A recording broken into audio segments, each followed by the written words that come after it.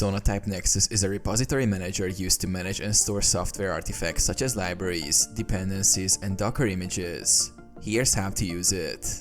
Install Nexus. Download and install Nexus from Sonatype's website. Start the Nexus server and access the UI at the following. Log into Nexus. Use the default admin credentials provided during installation. Change the password and configure security settings after the first login.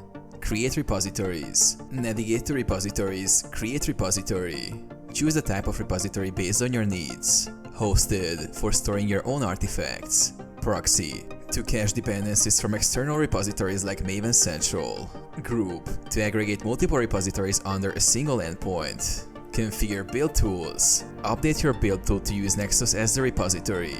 Add Nexus repository URLs in your tool's configuration files. Upload artifacts. Upload artifacts manually via the UI or automate the process using CI/CD tools like Jenkins. Retrieve artifacts. Use the Nexus repository URL in your projects to fetch dependencies during builds. Monitor and manage.